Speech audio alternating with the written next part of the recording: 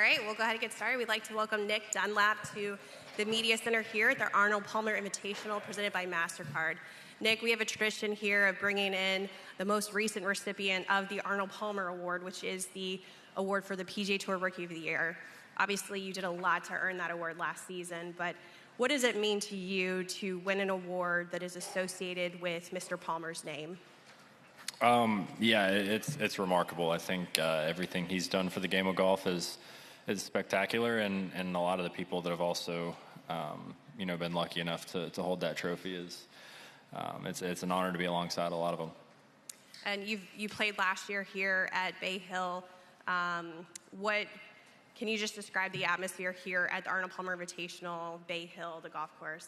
Yeah, this place is hard, and especially if it continues to blow like this. But no, I'm very grateful to be back here. It's such a neat golf course, and it's always in great shape. The rough's always very, very healthy, and the greens get pretty firm and quick by the end of the week. So it's always a really fun event. A T17 in your most recent start at the Genesis Invitational, a T10 earlier to start the year. Just comments on your game, state of your game right now. Trending.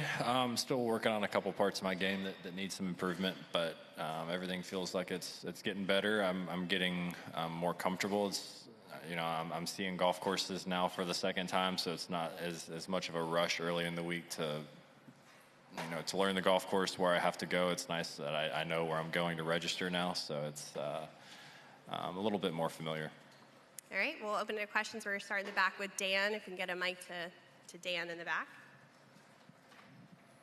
So Luke Clanton's got a decision to make now. He's locked up his tour card about whether he's going to turn pro or return for his senior year. Jackson Coyven might soon have that same decision. Obviously, you were in a little bit of a different position because you won and you had access to all these big events right away. And I know you made it really fast, but what do you remember about the pros and cons of that decision? Yeah, like you said, a little bit different. I think kind of what we saw Gordon do is hold that and continue to go to college and enjoy the college life and graduate, get a degree. I couldn't. The longer I waited, the more starts I lost, and obviously being in those elevated events is extremely important, and being in the majors. So for me, it was more of a I either turn now or I wait, pretty much all year, finish out the school year, and kind of take that. But you lose half a year, so a little bit different. But college is so much fun. I have so many memories with those guys, and are going to be brothers forever. And sometimes wish I may have gotten a little bit longer, but I'm very, very grateful for what happened. But those two guys, and Gordon and Luke and Jackson soon, they've got some really fun decisions ahead, and sometimes it can be stressful, but it's a really good spot to be in and kind of have a decision of whether I stay in college and enjoy that, or I can go chase my dream on the PGA Tour. Is not a bad spot to be in. We're going to go over to the right. Mike Borowski, Florida National News. Nick, can you talk a little bit about your sports journey? You played a lot of other sports growing up before deciding to ultimately pursue golf. And can you also maybe share some advice for other young athletes who might be facing similar decisions about which sport to pursue? Yeah, I played baseball, football, and basketball growing up. I played baseball probably the longest, and still have a lot of my closest friends play baseball, and some of them professionally, some of them in college. And I just think that the team aspect of it and winning as a team and enjoying that's what makes college golf so fun for me. And then those were honestly my best memories in amateur golf, is winning a college event as a team. I think when you're on a van ride or a plane ride back, and you're can be able to celebrate that together is extremely special. And I think there's a lot of lessons learned, especially for me, kind of going through that stage of playing multiple sports, learning how to deal with your time and manage all of that. I think that's extremely important. Especially as you get older, maybe not even in a sport, but just in life in general. And it would definitely be something that I encourage other kids to do is, play multiple sports, try them, see if you like them, if you don't like them, and there will be, you'll have a calling one way or the other. All right, we're going to go to Edgar and then Keith. Edgar in the middle. Yeah, Edgar Thompson, the Orlando Sentinel. What's Justin Thomas's influence been on you and you guys' relationship? Yeah, it's been great. Obviously, both past Alabama guys, both have a cool connection with Alabama and Alabama golf, and Coach Sewell. We both played for the same coach there, and my caddy now, they were Justin and him were teammates as well. So a lot of cool connections. But no, Justin's been great. Any kind of questions or opinions or guiding me from stuff that I shouldn't do out here, and I stayed with him in Hero in the Bahamas in Tiger's event this past fall, and yeah, just playing with him at home, getting to pick his brain. He's obviously former world number one of the best players in the world, and to kind of have that, to have somebody that I can talk to frequently, and fortunately as much as I wanted, I'm very grateful for. What do you think it's about his game that kind of separates him and has allowed him to play at such an elite level? I mean, I think not only him, but anybody that is at that caliber, they don't have a weakness. They're consistent. They're good putters. They're good wedge players. They're good chippers.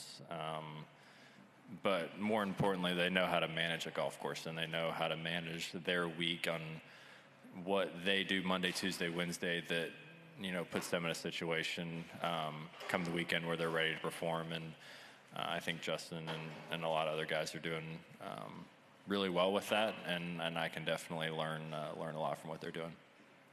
Go to Keith on the right.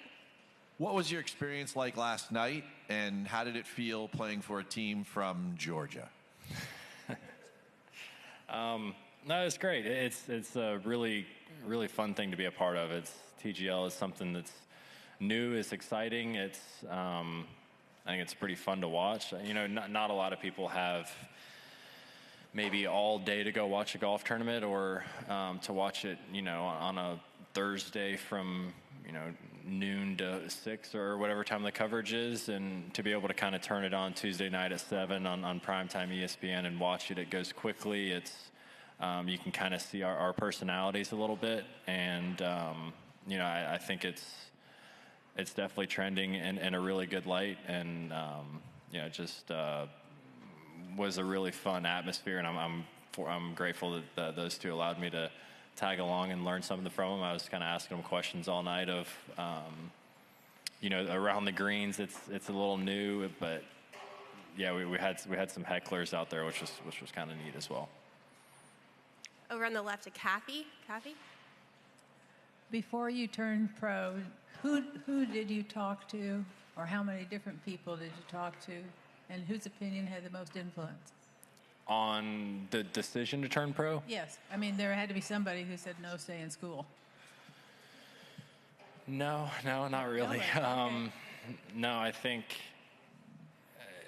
anybody that was very close to me knew that this was my dream. This is what I wanted to do, and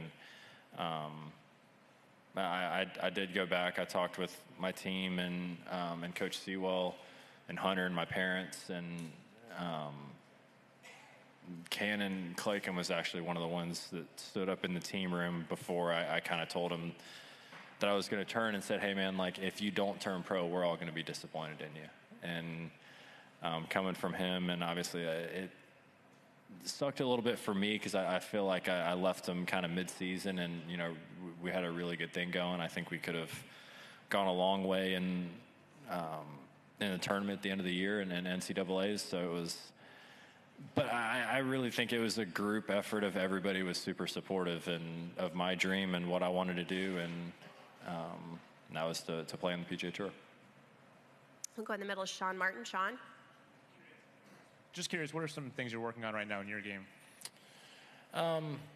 Be a little bit more consistent. I think that's the one thing about golf is you never quite have it figured out, unless you're Scotty last year.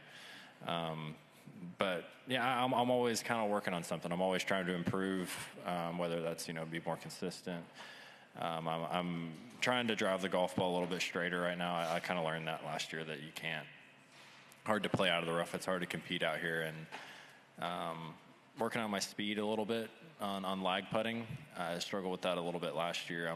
I'm pretty solid inside of 10 feet, but you continue to lag it to 4, 5, 6 feet. It's hard to make those over the course of a week, and chipping as well. I'm still learning. When you go from different weeks, rough changes, the length of the rough changes, and I'm still learning on how to read the lies. I think that's going to kind of be an ongoing thing for me, but I think the more experience, the better I'll get at it. Speaking of Scotty, when Rory won Pebble, he kind of said when a guy has the success for as long as he has, like Scotty, you can't help but kind of look and try to figure out what he does and try to emulate some of it. Are there things you've seen in Scotty's game where you're like, I want to try to do that myself or implement that in my own game? Yeah, I think something that's not talked about enough about Scotty is his short game is unbelievable. I mean, obviously he's probably right now the best tee to green guy out there. He's one of the best iron players in the world, if not the best iron player in the world, but he's also probably one of the best chippers in the world too. So when he actually does miss the green, he chips it really, really good. He chips in a ton. So like I said, those guys don't have a weakness. It's just they're so consistent week in and week out, and what they do, and they perform at the highest level. And yeah, of course, I like to kind of watch them and see what I can kind of add from their game into mine. All right, any final questions for Nick? Great. Nick, thank you so much for the time, and best of luck this week. Thank you, guys.